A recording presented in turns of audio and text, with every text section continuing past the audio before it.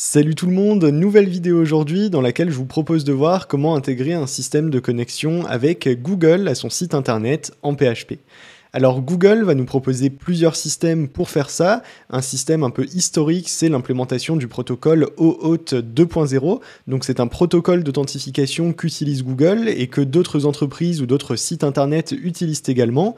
Et un outil un petit peu plus récent que Google nous propose, qui est sorti en 2019. J'ai pas trouvé de date exacte, mais la vidéo de présentation date d'août 2019. C'est un service qui s'appelle Google Identity Services et qui va permettre à vos utilisateurs de se connecter à travers leur compte Google. Alors ce service-là, en réalité, il utilise également le protocole OAuth 2.0 dont j'ai parlé juste avant. C'est juste que l'implémentation avec cet outil est facilitée pour les développeurs. Donc pour nous qui allons voir dans cette vidéo comment implémenter l'authentification avec Google, on va voir comment utiliser ces Google Identity Services. À l'intérieur de ce service, on retrouve deux éléments principaux. Le premier, c'est le Google Sign-in Button, donc juste un bouton de connexion qui va permettre aux utilisateurs de se connecter avec Google, et un autre élément qui s'appelle Google One Tap et qui a pour but d'être une sorte de bouton flottant qui va pouvoir être mis sur n'importe laquelle des pages de votre site internet et pas forcément la page de connexion, et qui va flotter en haut à droite de l'écran en proposant à vos utilisateurs de se connecter avec leur compte Google. Dans ce tuto, qui est assez dense justement, et c'est pour ça que je l'ai divisé en plusieurs chapitres pour que vous puissiez vous y repérer, on va commencer par voir les prérequis et la configuration au niveau de la Google Cloud Platform. On passera ensuite à l'implémentation du Google Sign-in Button, et enfin on terminera avec Google One Tap. On verra comment implémenter ça en PHP, donc on va avoir besoin de présenter un bouton de connexion à l'utilisateur sur notre interface, sur notre site internet, et ensuite, une fois que l'utilisateur aura cliqué dessus et qu'il se sera connecté avec son compte Google, Google va rediriger l'utilisateur vers notre site, vers une page de traitement que l'on va devoir créer en PHP pour récupérer des informations envoyées par Google, les vérifier et les décoder de façon à récupérer les informations sur l'utilisateur qui s'est connecté.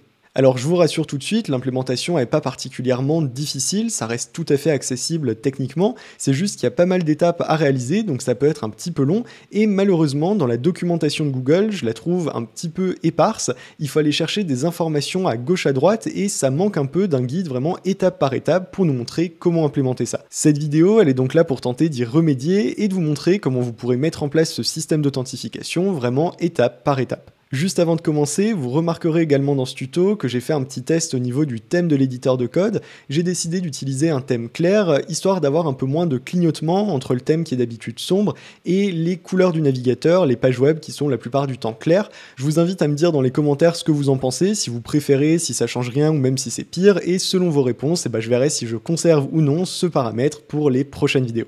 Ceci étant dit, on va pouvoir commencer l'implémentation de notre système et je vous propose pour commencer de voir les fichiers que j'ai déjà créés en amont de ce tutoriel pour avoir une base de code que l'on va pouvoir utiliser. On va avoir des fichiers PHP avec un fichier de configuration qui initialise simplement une session. On va avoir ensuite un fichier index.php qui est une simple page d'accueil avec ici un paragraphe qu'on affiche. On aura ensuite une page de login, donc on viendra compléter pour permettre aux utilisateurs de se connecter, une page de logout qui ne contient rien du tout pour l'instant, et enfin une page de profil.php qui nous permettra d'afficher le profil d'un utilisateur. Je vais donc venir démarrer ici un serveur PHP avec la commande php-s et sur le port numéro 3030 comme on peut le voir juste ici. Alors ce serveur, je le démarre avec l'utilitaire de serveur de PHP, mais si vous utilisez WAMP ou XAMPP ou un autre service, ça fonctionnera de la même façon. Si je viens me rendre ici sur mon navigateur sur le fichier index.php, voilà à quoi ça ressemble, on a juste un paragraphe. Si je viens sur la page de profil, donc profile.php, ça ressemble à ça, et ici le lien de l'image est brisé puisqu'on n'a pas d'accès à une image. Et si on vient sur la page de login, eh bien on aura juste un titre qui nous indiquera connexion et 3 petits points juste après. Pour pouvoir permettre à nos utilisateurs de se connecter avec Google, il y a plusieurs prérequis et plusieurs éléments qu'on va devoir mettre en place.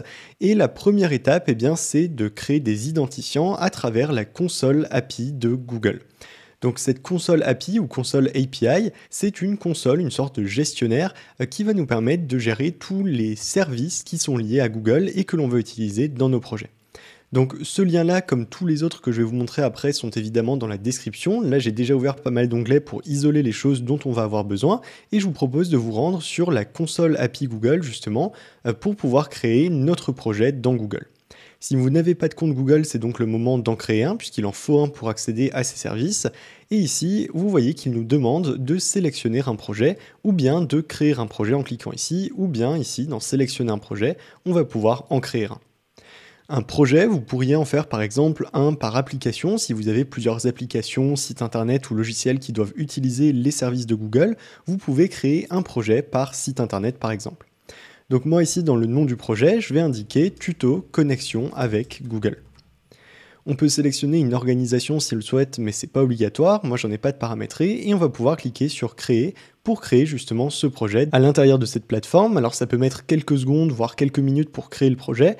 Et une fois que c'est fait, on a accès à un tableau de bord comme celui-ci où on va pouvoir retrouver notamment l'utilisation ici des services de Google et également une bibliothèque qui contient tout un ensemble de services que Google va nous proposer. On va en avoir pour Google Maps, si on descend un petit peu pour Google Drive, Google Calendar, Gmail, etc. Tout ça, ce sont des services de Google avec lesquels vous allez pouvoir interagir si vous le souhaitez. Alors, on n'en est pas là, nous on veut juste s'occuper d'avoir une connexion qui passe à travers le service d'authentification de Google, et pour ça, il va falloir qu'on aille dans la partie identifiant et que l'on crée ce qu'on appelle un identifiant OAuth. OAuth, ici, ce OAuth 2.0, c'est le système d'authentification qu'utilise Google et qui va nous permettre d'implémenter l'authentification via Google sur notre site internet. On va donc cliquer sur créer des identifiants, ID client OAuth, donc juste pour référence, c'est les indications que je suis qui sont indiquées juste ici. On va créer cette ID client OAuth, voilà, c'est exactement ce qu'on est en train de faire. Et ici, avant de pouvoir créer un ID client OAuth, on doit d'abord configurer ce que Google appelle l'écran de consentement. Et l'écran de consentement, c'est juste un écran qui va apparaître à l'utilisateur lorsqu'il va se connecter avec son compte Google et qui va lui permettre de voir par exemple les conditions d'utilisation de votre site, les mentions légales, etc. que Google doit présenter à l'utilisateur. On va donc cliquer ici sur ce bouton de configuration. On a deux types ici d'utilisateurs, internes ou externes. Des utilisateurs internes, ça veut dire que ce sont des personnes qui viennent de votre propre entreprise. Si vous avez une sorte d'intranet ou d'application réservée à des utilisateurs internes à une entreprise, mais dans notre cas, on va être dans un cas d'utilisateur externe, donc n'importe qui pourra venir sur notre site et se connecter avec son compte Google. On va donc pouvoir cliquer sur créer ici et on va arriver dans la configuration justement des informations de l'application. Le nom de l'application, je vais l'appeler tuto connexion avec Google. L'adresse email d'assistance qu'on doit préciser, je vais mettre mon adresse mail Google, donc l'adresse Gmail. On peut rajouter un logo d'application, on peut rajouter des URL ici, des liens vers la page d'accueil, vers les règles de confidentialité ou les conditions d'utilisation, mais là je ne vais pas m'amuser à le faire puisqu'on n'a pas besoin dans un cadre de test.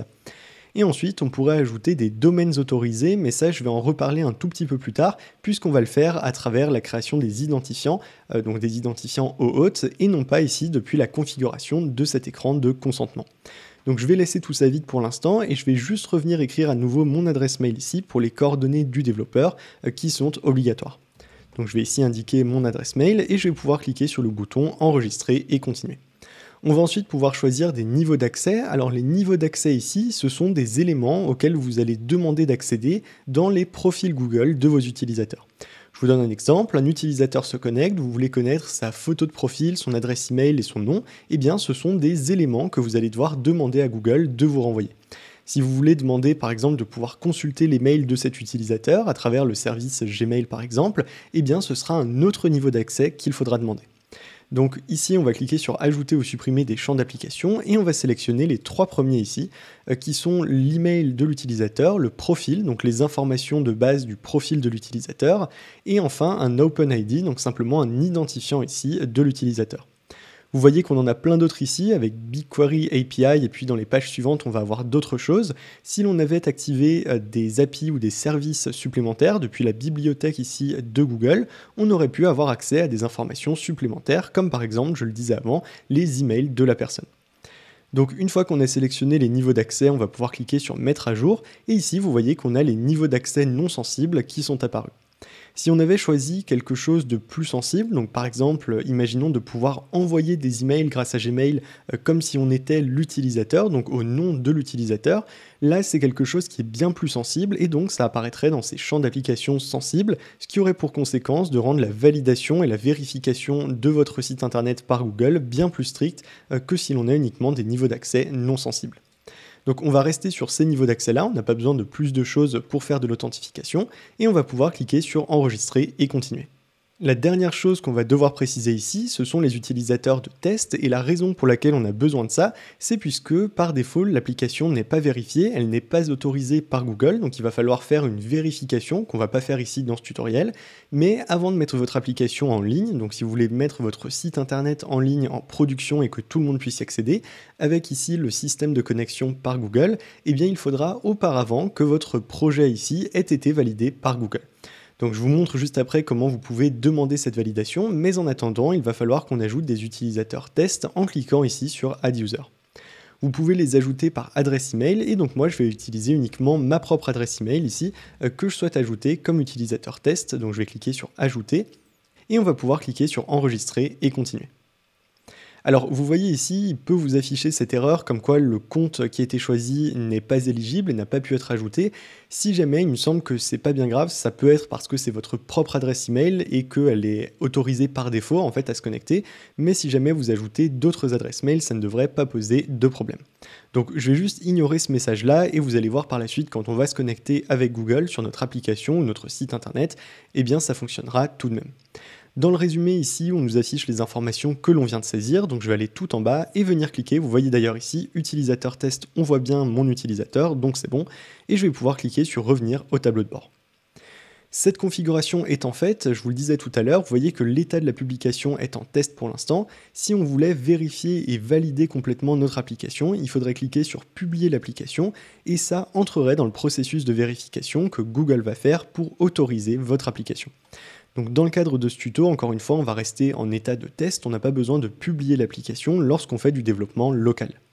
Je vais donc revenir dans la partie identifiant et on va pouvoir créer des identifiants et comme je le disais tout à l'heure, un ID client OAuth qui va nous permettre justement de proposer à nos utilisateurs de se connecter avec leur compte Google. Dans le type d'application ici, ce sera une application web, donc c'est-à-dire un site internet, et au niveau du nom que l'on va donner, on peut le personnaliser, c'est le nom du client OAuth qu'on est en train de créer, je vais par exemple dire ici, client web, connexion avec Google. Ensuite, on va pouvoir ajouter des origines JavaScript autorisées, et là c'est très important, ce qu'on appelle des origines JavaScript, ce sont les origines depuis lesquelles les requêtes vont venir lorsqu'on va appeler les services de Google. Alors nous, notre URL d'origine, eh bien je vais pouvoir cliquer sur ajouter un URI, et ce sera http://localhost:3030, et c'est depuis cette URL là que vont provenir nos requêtes. Si vous utilisez un autre port, par exemple le port 3000 ou 80 ou peu importe, il faut bien sûr changer ce numéro de port là que vous allez préciser lors de l'ajout des origines JavaScript. Et si vous avez un domaine qui est en ligne, donc si vous avez par exemple, je sais pas, exemple.com, eh bien il faudra rentrer ce nom de domaine directement à cet endroit-là. Attention par contre, tous les noms de domaine doivent avoir un HTTPS, donc avoir un certificat SSL. Ici, le HTTP pour le localhost, donc le domaine de développement, est la seule exception pour laquelle vous pouvez mettre justement un HTTP sans avoir de certificat, puisque Google est au courant que c'est utilisé dans le cadre de développement. Mais dès que vous passerez en ligne sur votre propre nom de domaine, un .com, .fr ou ce que vous voulez, il faudra bien faire attention d'avoir un HTTPS et non pas HTTP. Là, ce qu'on est en train de dire avec cet élément-là, c'est qu'on autorise toute requête provenant de localhost que Google aura terminé son processus d'authentification de l'utilisateur. Il va devoir nous renvoyer des informations, il va devoir rediriger l'utilisateur et ses informations vers une URL, vers un traitement dans notre cas en PHP, et donc c'est cette adresse que l'on va devoir insérer. Donc ici, je vais mettre localhost, donc http://localhost:3030/login.php. Ce login.php, en fait, c'est notre page de connexion et on va simplement rediriger l'utilisateur une fois qu'il sera passé par le script de connexion, on va le rediriger vers notre page login.php. Donc je vous expliquerai un petit peu ça plus en détail tout à l'heure lorsqu'on passera vraiment au traitement de cette connexion. En attendant, on peut cliquer sur créer et vous voyez ici qu'il nous dit bien client OAuth créé et qu'on peut récupérer les informations ici, donc l'ID client et le code secret client à cet endroit-là.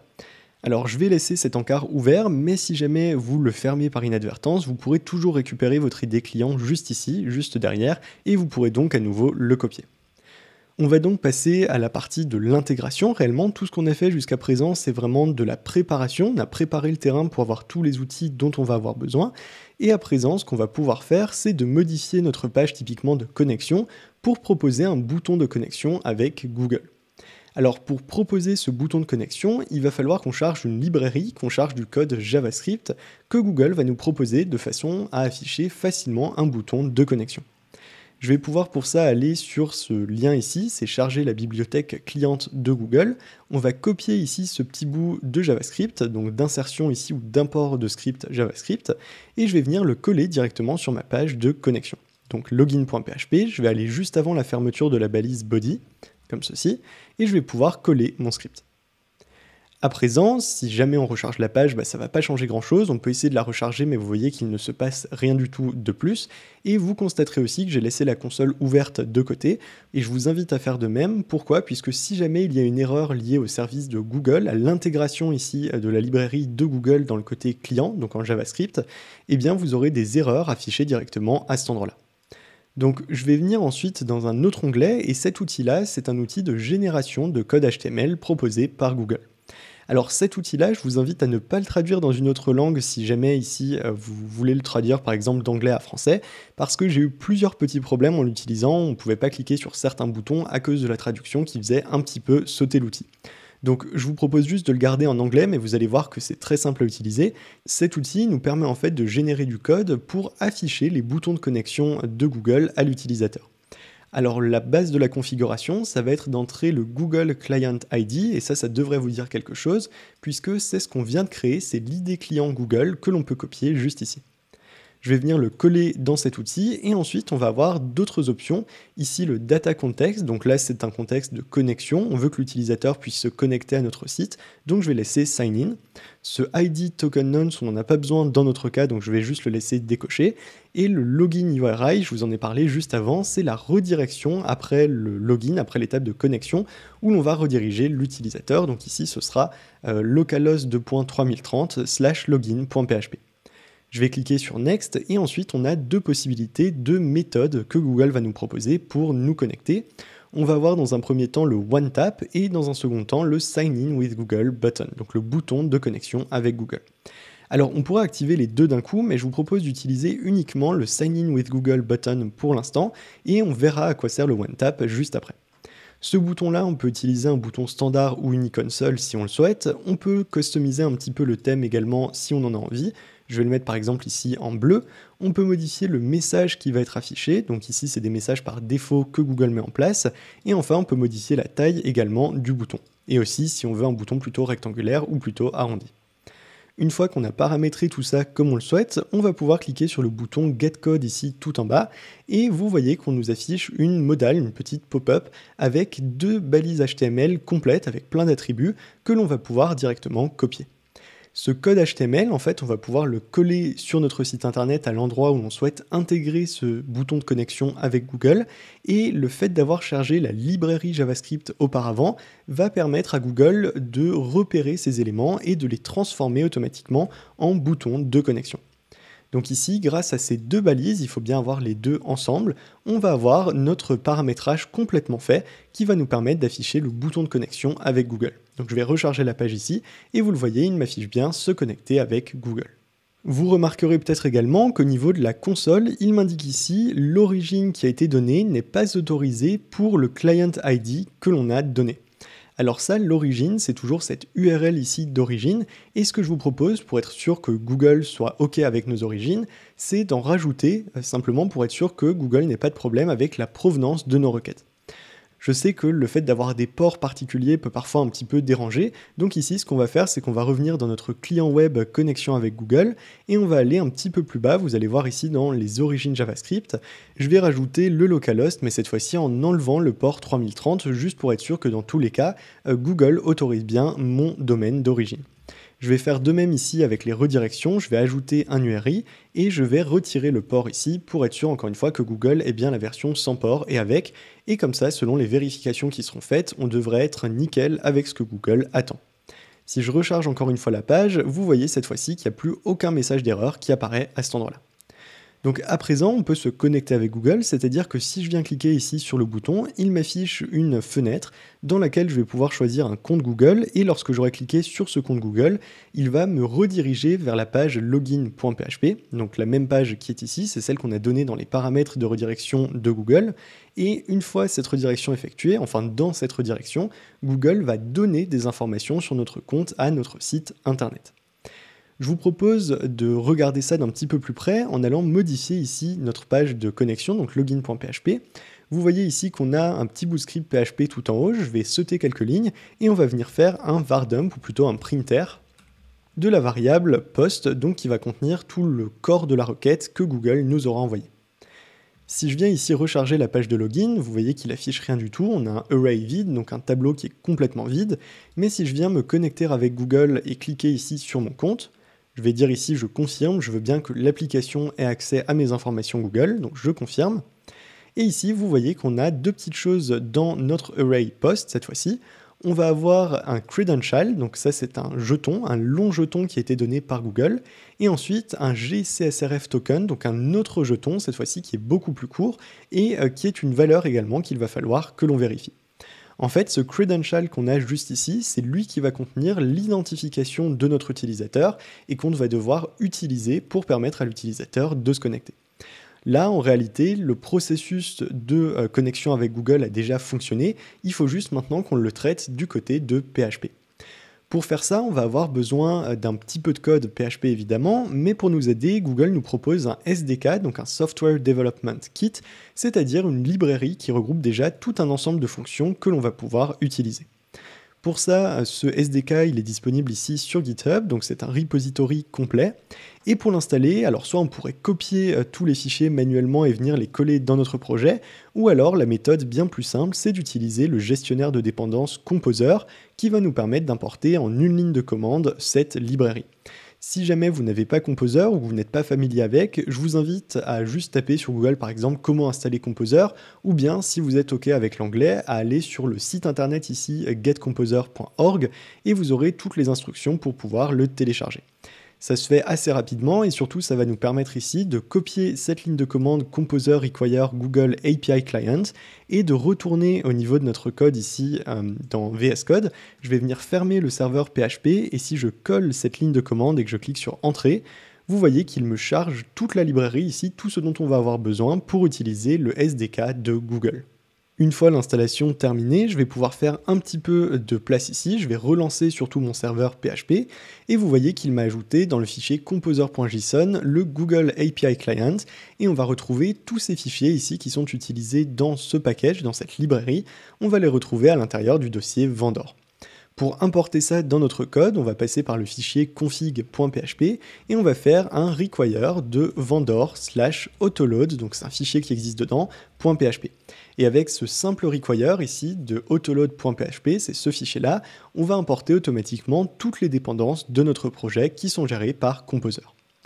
Donc ceci étant fait, on n'a plus besoin à nouveau du fichier config.php, et cette fois-ci on va surtout pouvoir utiliser le SDK, donc les différentes fonctionnalités qui sont prévues par ce SDK de Google. Si on va dans une autre partie de la documentation de Google, vous voyez qu'on a les étapes pour vérifier un jeton d'identification Google du côté du serveur. Alors ce jeton d'authentification ici, en fait il va passer par HTTP dans les paramètres avec le nom de credential.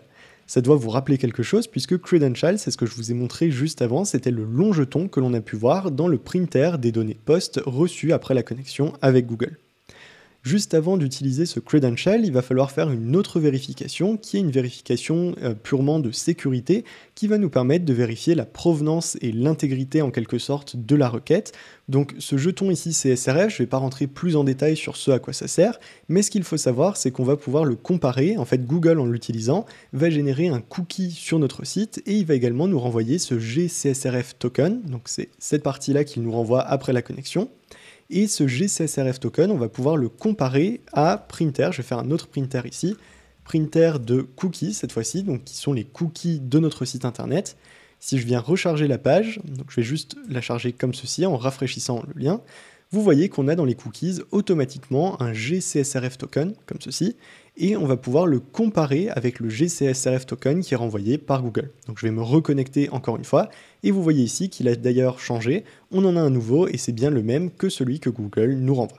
Donc c'est la seule vérification qu'on va avoir besoin de faire juste ici, c'est de vérifier que ces deux tokens, ces deux chaînes de caractères soient identiques. Donc pour ça, eh bien ici dans un premier temps, on va venir vérifier qu'on ait quelque chose dans post, donc on va dire par exemple si la partie post credential n'est pas vide, ça veut dire que quelqu'un a tenté de se connecter avec Google. Dans ce cas-là, on va passer dans un traitement que l'on va utiliser pour connecter l'utilisateur.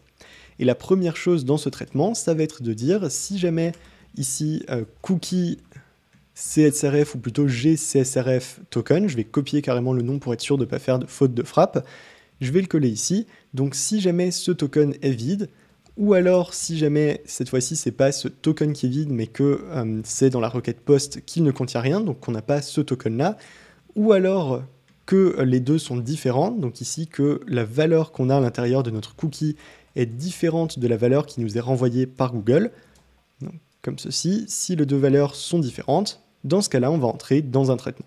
Alors, je l'écris juste de cette façon en sautant plein de lignes pour que ce soit un petit peu plus lisible pour vous. Voilà, comme ceci. Et donc ici, on va pouvoir dire que si jamais une de ces valeurs n'existe pas, ou alors si jamais les valeurs sont différentes, dans ce cas-là, ça veut dire que c'est un échec de la vérification du jeton CSRF, et donc on pourrait rediriger l'utilisateur, afficher une erreur fatale ou peu importe. Moi, je vais juste afficher ici, pour nous en tant que développeurs, erreur vérification jeton CSRF.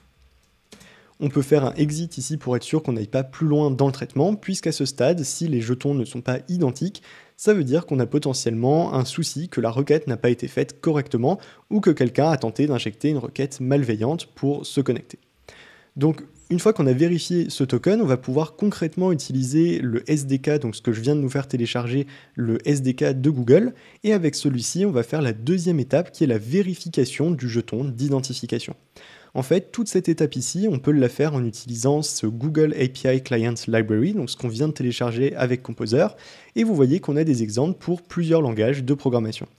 On va donc utiliser PHP dans notre cas, et on a un petit bout de code ici tout prêt que l'on va pouvoir utiliser, donc je vais juste le copier-coller, sauf la partie require de vendor autoload que l'on a déjà fait dans notre fichier de configuration. Je vais donc copier toute cette partie-là, et je vais venir la coller un petit peu plus bas une fois qu'on aura vérifié notre jeton CSRF. Je vais la coller comme ceci, je vais venir décaler l'indentation pour que ce soit un petit peu plus propre, comme ceci, et au niveau de ce code, évidemment, je vais vous expliquer à quoi ça sert, et on va compléter un petit peu tout ça comme il faut. Alors la première chose ici que ce code fait, c'est d'initialiser un Google Client, donc le client Google, c'est-à-dire un client qui va discuter avec les services de Google. Ce Google Client, cette classe-là, c'est une classe PHP, elle vient du SDK que l'on a téléchargé. On va lui passer comme paramètre notre Client ID, et ce Client ID, eh bien, il faut qu'on vienne le récupérer, puisque là, il n'est pas connu pour l'instant. Il va falloir qu'on vienne le récupérer ici depuis notre interface Google Cloud, donc c'est cette ID client encore une fois. On va donc pouvoir créer une nouvelle variable. Ici, je vais créer une variable que je vais appeler Client ID égale, et je vais passer cet identifiant en valeur de cette variable. Je vais venir la copier et la coller juste ici, c'est juste pour que ce soit consistant, qu'on ait partout du camel case, donc cette façon-là d'écrire des variables. Et ensuite, on va avoir un ID token, donc je vais sauter une ligne. Ici, on a créé notre client Google. Et ensuite, ce client qui est stocké dans la variable client, on va pouvoir l'utiliser pour aller faire une vérification du token d'identification, donc du jeton d'identification que Google nous aura renvoyé. Ce ID token, je vais également renommer la variable comme ceci, c'est ni plus ni moins que le post credential que Google nous a renvoyé. Donc si je reviens ici sur la page de connexion, ça correspond, c'est dans le deuxième printer juste ici, on a ce credential, c'est ce jeton-là ici que Google appelle le ID token qui va contenir les informations de l'utilisateur qui vient de se connecter. Donc c'est lui que l'on va passer ici dans ce Verify ID token et qui va nous renvoyer un payload. Un payload, c'est simplement une charge de données. Donc cette charge de données, en fait, c'est des données qui vont correspondre à l'utilisateur qui vient de se connecter. Pour vous montrer ça de façon très simple, je peux rajouter un printer juste en dessous avant de faire la condition de est-ce qu'il y a un payload ou non. Et si je viens faire un printer de payload en rajoutant mon point virgule à la fin, on va pouvoir se reconnecter à nouveau avec Google. Donc je vais recharger la page et me connecter avec Google. Et vous voyez à présent qu'on a bien le premier printer qui est toujours nos cookies, ici notre partie cookies. On a ensuite le deuxième printer qui correspond aux données que Google nous a envoyées suite à la connexion de l'utilisateur, donc dans nos paramètres post. Et enfin, on va avoir un dernier printer, juste ici, qui correspond aux données de l'utilisateur qui vient de se connecter avec son compte Google.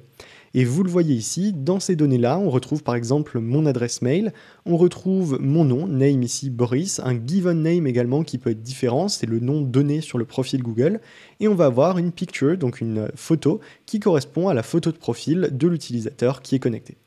Donc finalement, ce payload ici, dont on vient de faire le printer, c'est ni plus ni moins que l'utilisateur qui est renvoyé par Google. Donc je vais appeler ça user pour que ce soit un petit peu plus simple.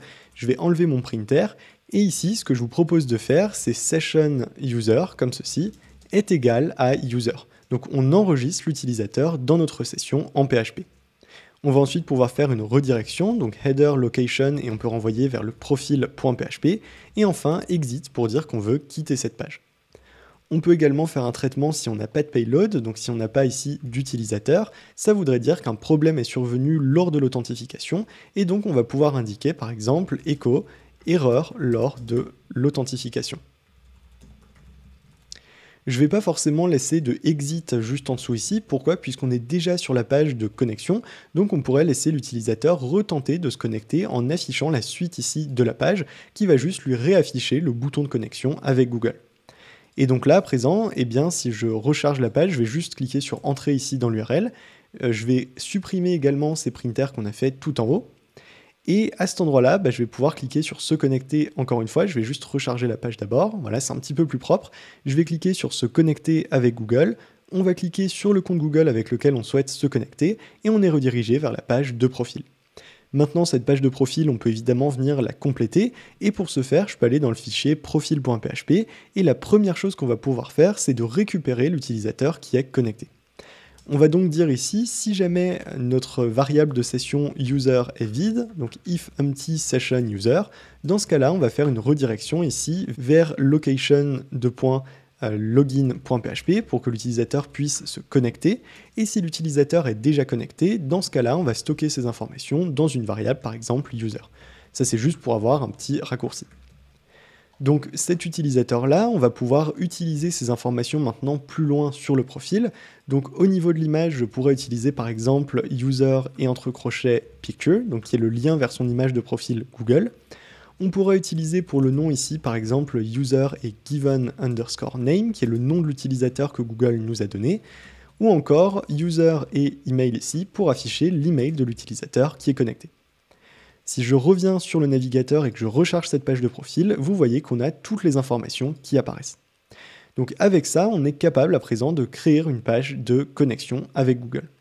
Si on veut faire la partie de déconnexion, il n'y a rien de plus simple, on va rediriger l'utilisateur vers logout.php. Et dans ce fichier logout, tout ce qu'on a à faire en réalité, c'est de venir réinitialiser complètement la session. Donc on va dire ici que notre session est un tableau vide. Pour être sûr, on va faire un session destroy pour vraiment être sûr de détruire la session en cours. Et enfin, on va pouvoir faire une redirection ici vers la page d'accueil, par exemple, du site internet, avant de faire un exit pour être sûr qu'on n'ait plus aucun traitement qui vienne après ça. Et donc là, si on recharge la page et que je viens cliquer sur déconnexion, on va avoir à présent la déconnexion de l'utilisateur. Et si on essaye de revenir sur la page de profil, donc profile ici .php, vous allez voir qu'on nous redirige automatiquement vers la page de connexion puisque l'utilisateur n'est plus connecté. Donc voilà comment on peut faire un schéma de connexion et de déconnexion avec le Sign In button de Google. À présent, je vais vous parler d'un deuxième outil que Google va nous proposer pour nous connecter également avec notre compte Google, qui s'appelle Google One Tap, et c'est un bouton, une sorte d'encart flottant, que vous allez pouvoir mettre sur n'importe laquelle des pages de votre site internet. Le bouton ici Sign In, je vais me déconnecter, le bouton Sign In que l'on a mis en place, il est dédié à une page, ici la page login.php, et on a vraiment une page qui a été dédiée à l'intégration de ce bouton. L'autre solution, c'est justement ce One Tap Button, et je vous propose de l'intégrer sur une autre page, par exemple sur la page d'accueil, pour vous montrer à quoi ça va ressembler. On va pour ça retourner dans notre générateur de code HTML, je vais cliquer ici sur Cancel, et on va venir décocher ce Sign In with Google button pour cocher à la place le One Tap. Dans ce OneTap, on a deux paramètres, l'auto-sélection des credentials si possible, je vous montre ça juste après, et on a également le fait de pouvoir cancel, de pouvoir masquer automatiquement la fenêtre qui va proposer à l'utilisateur de se connecter, si jamais l'utilisateur clique à l'extérieur de cette fenêtre. Donc ça, je vais le laisser activer, ça peut être pratique pour masquer facilement cette fenêtre.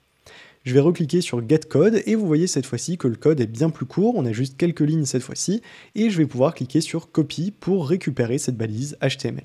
Je vais donc venir coller ça au niveau du fichier index.php, je vais le coller par exemple tout en bas ici, ça n'a pas vraiment d'importance puisque le bouton sera toujours en haut à droite de la fenêtre, ce sera vraiment un encart flottant de connexion. Et ici, petite chose encore qu'il va forcément falloir, pour pouvoir utiliser ces attributs HTML, on va être obligé de charger la librairie JavaScript de Google. Pour ça, on va revenir sur la page de login où on l'a utilisé, et je vais juste venir copier ici ce script, cet import du script de Google. Je vais le coller à nouveau tout en bas de la page, et donc là on a cette fois-ci l'import de la librairie JavaScript de Google qui va nous permettre d'utiliser justement cette balise HTML. Je vais enregistrer le fichier et je peux revenir cette fois-ci sur la page d'accueil et rafraîchir la page. Vous voyez à présent qu'il m'affiche un encart, alors là l'encart est énorme parce que je suis zoomé à 200%, mais si jamais je dézoome ça ressemble à ça. On pourrait avoir une page bien plus grande avec beaucoup plus de contenu, vous allez avoir cet encart flottant qui va apparaître ici sur la page et proposer à l'utilisateur de se connecter en un seul clic, c'est pour ça que ça s'appelle le One Tap, c'est en une tape ou en un clic avec votre compte Google. Cet encart-là, juste une petite chose à laquelle il faut faire attention, si vous utilisez Firefox ou des navigateurs avec une protection très avancée des trackers, par exemple ici cette protection avancée des trackers, il est possible que si ces protections-là sont activées, le OneTap ne s'affiche pas correctement et qu'il faille le désactiver du coup pour pouvoir voir cet encart Google OneTap. Donc je le dis juste à titre d'information puisque ça ne le fait pas systématiquement, mais j'ai déjà remarqué ça. Ce OneTap, vous voyez que si je clique ailleurs sur la page, il disparaît. C'est vraiment une sorte de pop-up d'invitation à la connexion, mais si on clique ailleurs sur la page, eh bien ça disparaît tout simplement. Si je viens recharger la page, il réapparaît, mais si je viens par exemple cliquer sur la croix ici pour dire vraiment je ne veux pas de cet encart, Google va enregistrer ça dans ses cookies, et du coup si on recharge la page, l'encart n'apparaît simplement plus. C'est également pour cette raison que je vous ai montré dans un premier temps le Google Sign In Button, puisque ce bouton qui est sur une page dédiée, l'utilisateur ne peut pas le fermer, il est obligé de le voir, et ça permet d'avoir une adresse de connexion, une page de connexion, sur laquelle l'utilisateur sait qu'il va pouvoir aller pour se connecter, si jamais il a par mégarde par exemple fermé cet encart de proposition de connexion. Si dans notre cas on veut le réafficher, c'est très simple, il suffit d'aller supprimer les cookies de ce site. Donc ici je vais faire remove, voilà avec Firefox, et si je recharge la page, on a à nouveau cet encart qui apparaît. Maintenant, si je clique sur continuer en tant que Boris, je vais pouvoir cliquer juste ici, la validation est en cours, et là j'arrive sur ma page de profil. Alors, pourquoi est-ce qu'on a pu intégrer ça aussi facilement sans traitement supplémentaire ? En fait, la raison, elle est très simple. Si on vient voir dans le code ici, vous voyez qu'on a toujours dans cette balise notre Client ID qui n'a pas changé. On a un data context qui dit juste que c'est un bouton de connexion et pas par exemple d'inscription ou autre. Et on va avoir enfin une login URI qui n'a pas changé non plus. Ça redirige toujours vers login.php. Ce que ça veut dire, c'est que lorsqu'on a cliqué sur se connecter en tant que Boris, justement, donc avec mon compte Google, eh bien Google a fait cette connexion de façon automatique, a redirigé notre utilisateur vers notre script de login.php qu'on avait déjà créé auparavant, et c'est notre script de login qui a fait exactement le même traitement que ce qu'on avait juste avant pour enfin rediriger l'utilisateur vers la page de profil.php. Donc c'est pour cette raison-là que l'intégration est vraiment aussi simple avec cet outil. Par contre, avec Google OneTap, il y a des petites choses auxquelles il faut faire un petit peu plus attention, au niveau de l'expérience utilisateur notamment, et donc je vais vous montrer tout ça. Si on revient sur la page d'accueil, déjà première chose, vous voyez qu'on nous affiche toujours ici la proposition de connexion, alors que je viens de me connecter. Pour éviter ça, on peut donc aller sur notre page index ici, et on va simplement dire, avec une condition PHP, que si jamais le session, donc la variable de session user, est empty, donc est vide, ne contient rien, dans ce cas-là, on va afficher ce OneTap et proposer à l'utilisateur de se connecter. Et sinon, sinon rien du tout, on n'affiche rien, et on saura qu'il ne faut juste pas afficher cet encart si l'utilisateur est déjà connecté. Et donc là, si je viens recharger la page, vous allez voir cette fois-ci qu'il n'apparaît plus. Si je reviens sur la page de profil, ici /profile.php, vous voyez à nouveau que la page de profil apparaît correctement, et si je viens cliquer sur déconnexion, on va me reproposer automatiquement de me connecter. Donc vous voyez qu'on a déjà un one-tap qui marche un petit peu mieux, mais il y a encore une chose qu'on pourrait faire mieux, c'est que lorsqu'on se connecte ici, le but en fait de one-tap, c'est que la connexion soit totalement transparente pour l'utilisateur. Donc si vous avez un site qui est par exemple un blog, et ben le but c'est que l'utilisateur qui est en train de lire un de vos articles, il puisse cliquer sur le bouton ici de connexion et revenir directement sur sa page d'article pour continuer sa lecture. Pour faire ça, vous voyez que si jamais je clique ici sur continuer et me connecter, eh bien il va me rediriger vers ma page de profil. Or nous, on aimerait qu'il nous redirige vers la page que l'utilisateur vient de consulter. Pour faire ça, c'est pas bien compliqué, il suffit d'utiliser ce qu'on appelle le HTTP référeur, et pour ça, on va pouvoir aller dans le script de login.php et utiliser ici une variable qui est à nouveau une variable super globale, donc serveur, et HTTP_référeur. Ce HTTP référeur, c'est lui qui contient le lien de provenance de l'utilisateur, donc de quelle URL vient l'utilisateur qui s'est connecté. Je vais appeler ça ici URL, donc juste pour raccourcir un petit peu le nom, et on va faire plusieurs tests. Déjà, on va dire if URL, est-ce qu'on a une URL vers laquelle rediriger l'utilisateur? Et ensuite, plus important encore, on va vérifier si l'URL commence bien par notre nom de domaine pour être sûr que l'utilisateur ne vienne pas d'un site externe, par exemple, et qu'on risque de le rediriger en le faisant sortir de notre site internet, parce que c'est tout à fait possible. Donc pour ça, on va dire substr ici, et on va vouloir substr de URL, c'est-à-dire substr, ça prend une partie de la chaîne de caractères. On va prendre les X premiers caractères, je ne sais plus combien ça fait de mémoire, mais on va vérifier ça, et on va vérifier que ces quelques premiers caractères soient bien égales à http://localhost, voilà, comme ceci. Si je sélectionne tous ces caractères, VS Code m'indique qu'il y en a 16, il y a 16 caractères, donc on va vérifier que les 16 premiers caractères de cette adresse URL soient bien égaux à http://localhost, et donc que l'utilisateur vient bien de ce site internet. Si c'est le cas, dans ce cas-là, on va pouvoir copier cette redirection, je vais la coller juste ici, et on va rediriger non plus vers profil.php, mais on va rediriger ici, je vais rajouter un point, et on va rediriger vers cette URL. Et sinon, si jamais l'utilisateur, on n'arrive pas à récupérer son URL de provenance avec HTTP référeur, ou bien que cette condition n'est pas remplie et que l'utilisateur ne vient pas de notre nom de domaine, donc de localhost dans notre cas en domaine de développement, dans ce cas-là, on va juste pouvoir le rediriger vers sa page de profil. Je vais enregistrer ce petit bout de code, donc ce nouveau traitement de la connexion, et on va pouvoir faire un nouveau test. Pour ça, je vais me rendre sur la page de profil à nouveau, je vais venir me déconnecter, et ici, il me propose encore une fois de me connecter, je vais cliquer sur continuer, et la différence par rapport à avant, vous le voyez, c'est qu'on est à nouveau sur la page d'accueil, on est bien retourné sur la page de laquelle on venait lorsqu'on a cliqué sur le bouton de connexion. Et ça, c'est grâce à ce traitement ici que l'on vient d'ajouter. Si je veux donc aller sur ma page de profil, d'ailleurs on pourrait l'ajouter pour que ce soit un petit peu plus simple, on pourra ajouter sur le menu ici, si jamais l'utilisateur n'est pas connecté, on lui affiche la proposition de connexion, mais si jamais, else, si jamais l'utilisateur est connecté, dans ce cas-là, on pourrait lui afficher un lien pour qu'il puisse retourner facilement à son profil. Donc je vais dire ici href profile.php, mon profil. Si je recharge la page, on voit bien qu'il m'affiche mon profil et je vais pouvoir encore une fois me déconnecter. Il y a enfin une dernière chose que je voulais vous montrer avec OneTap qui est très pratique mais à laquelle il faut également faire un tout petit peu attention, c'est la sélection automatique des credentials. Je vous disais juste avant que je vous en parlerai tout de suite après, ce Auto Select Credential if possible. En fait, ça va permettre de sélectionner le compte Google automatiquement de la personne qui est en train de visiter votre site internet et de connecter cette personne automatiquement.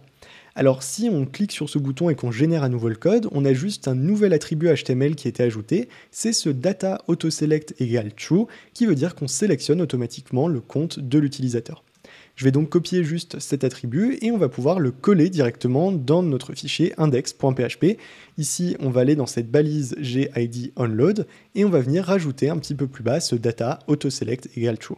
Maintenant qu'on a ça, si je reviens sur la page d'accueil, je vais recharger la page, vous allez voir que je ne clique sur rien du tout et pourtant le script est en train de me connecter, l'outil de Google est en train de me connecter et je suis bien connecté sur ma page d'accueil et je peux juste retourner sur mon profil.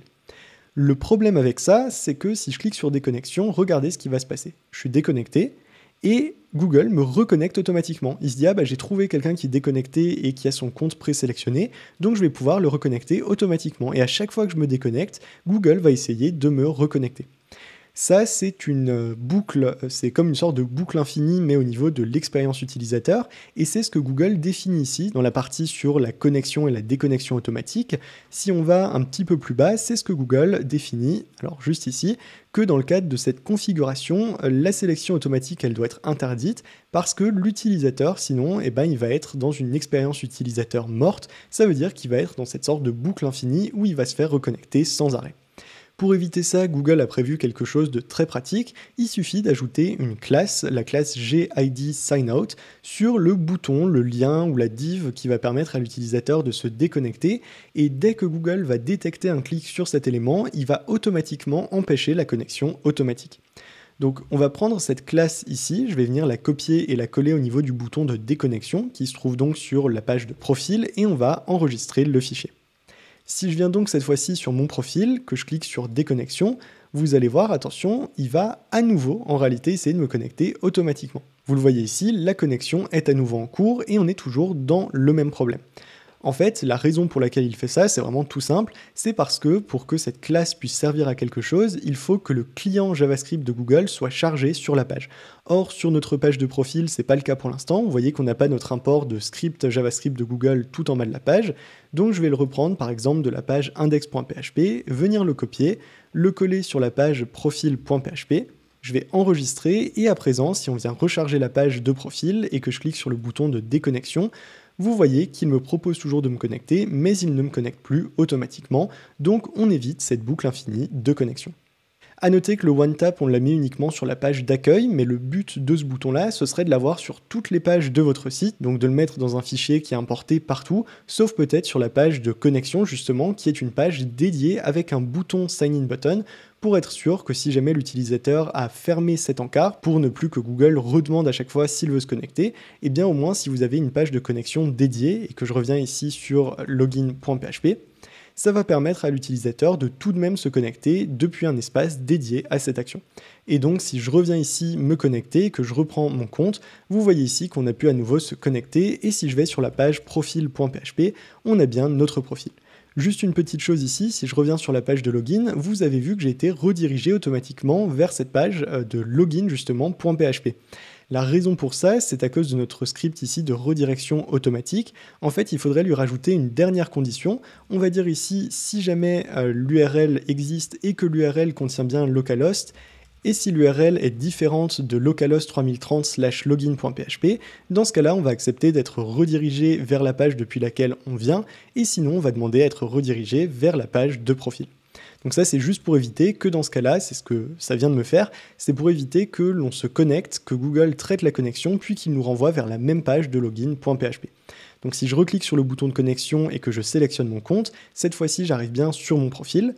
Et si je me déconnecte, que je suis sur la page d'accueil et que je veux me reconnecter à nouveau avec le bouton OneTap, eh bien je vais être redirigé cette fois-ci sur la page d'accueil et je vais pouvoir aller sur mon profil et me redéconnecter. Donc vous voyez qu'on a tout ce cycle de connexion qui fonctionne, que ce soit avec Google OneTap ou Google Sign In Button, et vous savez donc comment intégrer ces systèmes sur votre site internet. Maintenant, j'aimerais quand même parler de 2-3 petites choses pour aller un peu plus loin. Déjà, la première, c'est que l'on a utilisé essentiellement le générateur de code HTML de Google, mais en réalité, il y a une documentation bien plus complète qui existe pour ces éléments. Si vous regardez sur la gauche ici, on a tout un ensemble de topics qui existent pour le Sign In Button puis le OneTap. Et si on va un petit peu fouiller là-dedans, par exemple ici sur la section d'affichage du bouton OneTap, eh bien vous allez voir qu'on peut retrouver en fait des attributs bien plus complets. Ici, on a une liste complète des data attributes que l'on va pouvoir utiliser dans la balise GID_Onload, donc c'est cette balise HTML que l'on a utilisée. Et si on va sur cette page de référence ici, on va avoir une documentation très complète sur tous les attributs possibles que l'on va pouvoir utiliser. Donc si on revient ici sur la page par exemple index.php, vous voyez qu'on utilise quelques-uns de ces attributs, mais en réalité il en existe bien plus, et je vous invite à faire un petit tour sur cette documentation, juste pour regarder un petit peu ce qui existe comme attributs, et pour voir si certains pourraient potentiellement vous servir. Ensuite, une autre chose que je ne vous ai pas montré, mais qui peut être très intéressante, c'est que là on a fait une connexion avec Google, mais dès que l'utilisateur est déconnecté, eh bien on perd toutes ces informations, et on ne peut donc pas lier facilement une information d'un utilisateur Google avec les informations de notre propre site internet. En réalité, vous pourriez très bien avoir votre propre base de données et lorsque vous faites un login avec Google, dans ce script ici de traitement de la connexion, on pourrait venir faire un traitement en parallèle dans notre base de données pour dire par exemple que si jamais on trouve l'utilisateur ici dans la base de données, on va venir récupérer les informations qu'on a sur lui. Si vous avez par exemple, je sais pas, un site internet avec des commentaires, eh bien vous pourriez récupérer des commentaires qui ont été postés par cet utilisateur en l'identifiant avec un identifiant propre à votre base de données. Il faudrait juste faire le lien entre votre base de données et les services de Google, et pour ça, c'est pas très compliqué puisque finalement il suffit dans votre base de données de stocker un identifiant Google de cet utilisateur. Si on vient faire un dump ici, un affichage des données du profil, je vais le faire sur la page de profil. Si on fait ici un print R de user, dans cet utilisateur-là, alors je vais devoir me reconnecter ici, login.php,